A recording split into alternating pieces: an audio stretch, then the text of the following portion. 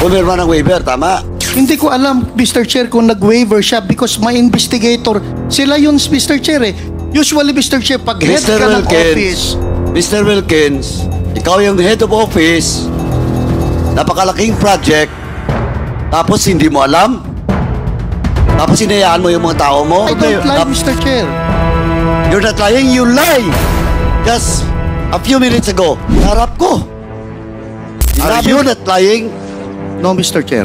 Also, Mr. Chairman, with that, I move to cite in contempt.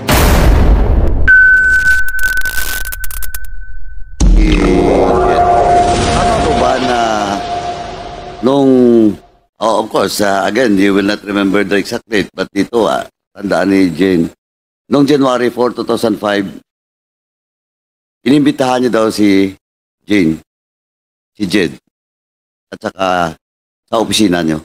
Hindi ko ma-remember yung date. Yung date. Pero, basta, but you confirm. But you confirm. Na ininbitahan siya sa office. Yeah. I don't know the date, Mr. Chair. Okay. Now, second, is it correct na nag-sign siya ng waiver?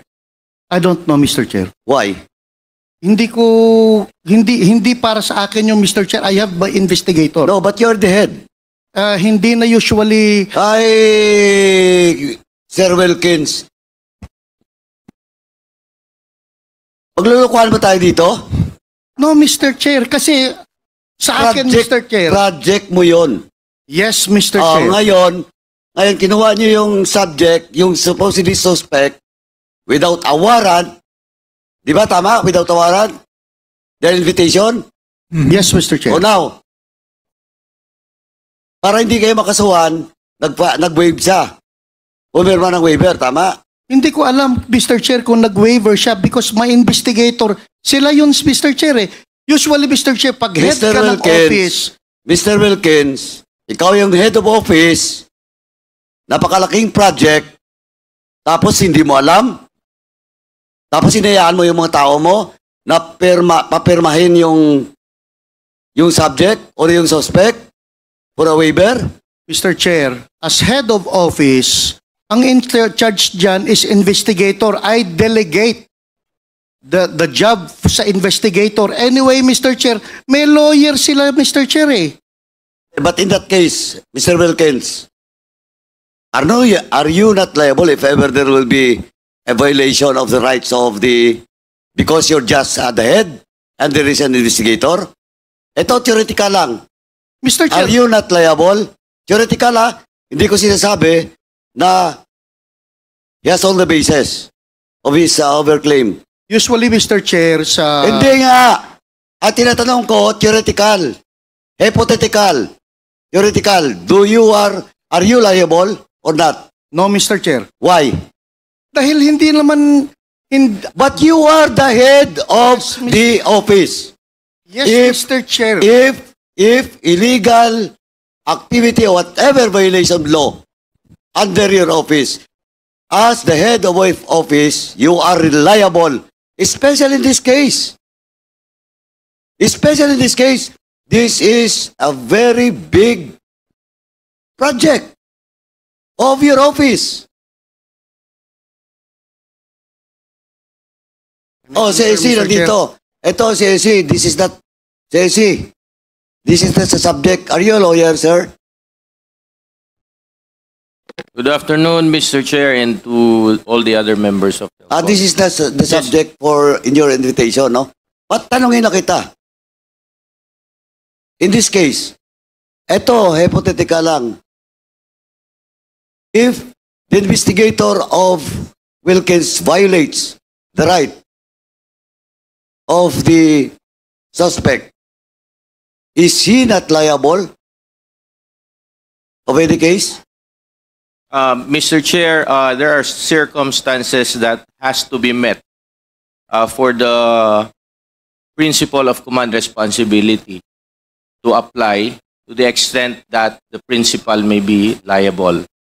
Because, Mr. Chair, as explained by former Executive Director General Villanueva, he mentioned that he delegated the conduct of, if I heard him correctly, the conduct of that operation to his investigation. No, that is not the conduct of So- the operation, the conduct of the investigation, Conduct of the of interrogation, investigation, Mr. Chair. of the interrogation. Yes, Mr. Chair. Pero sa project, nandun siya. Directly being supervised by Mr. Wilkins. Like, At inamin niya yan. Well, in fact, nagyabang pa siya dito. That is not a project of Asierto, that is my project. And that's in record. Now, in that case, Attorney, yes, Mr. Chair. is he liable? Again, Mr. Chair, as I've mentioned nga po, there are circumstances that would qualify Cora po. Paduano, the indulgence na lang, attorney. Ang tanong natin is he liable on the basis of command responsibility?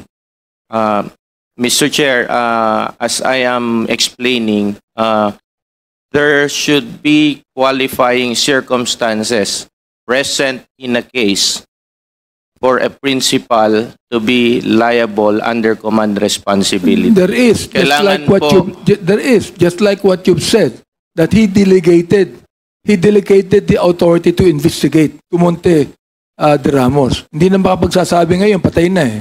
Palagay ko, namatay siya dahil dyan eh. Mr. Chair, Pangalawa, Naunahan lang ako ni Chairman Akop. Kasi, General Wilkins, eto, last warning ko sa iyo sa nangyari, you're lying. Gusto mo i-cite ko na? Paano pa yung mukha mo eh? You're not respecting this committee. And I warn you, this will be the last. Kanina nang tinatanong kita, akala mo hindi kita babalikan? Now you admit that it's all about your command responsibility. Well, in fact, magtuturuan na, Asierto, dinideny mo. Of course, your words against the words of Asierto. Now, eto si Jed. Did you really interrogate personally, Jed Pilapel? Yun nga, Mr. Chair, hindi ko kasi maalala na nakinausap ko siya. Basta ang alam ko, nasa opisina siya, Mr. Chair. Ayun And yung I problema. don't lie, Mr. Chair. You're not lying, you lie. Just a few minutes ago. Sa harap ko. Sinabi mo na that authority was delegated to your personnel. Yes, Mr. Chair. Nung tinanong ka ni Chairman Akop, inamin mo. Question of command responsibility. Are you not lying? No, Mr. Chair. Also, Mr. Chairman, with that, I move to cite in contempt General Wilkins. Pasensyahan po tayo dito. In violation of Section C, Section 11, letter C, of our rules. So move, Mr. Chairman. Pinagbigyan na nga kita. Yun pa ang sagot mo? There is a motion to cite in contempt General Wilkins Villanueva for violating Section 11, paragraph C, refusal to answer relevant questions from the committee. This was duly seconded. And do I hear any objection? Hearing none, the motion is approved. Mr. Chairman, can I move for 1 minute suspension? 1 minute suspension.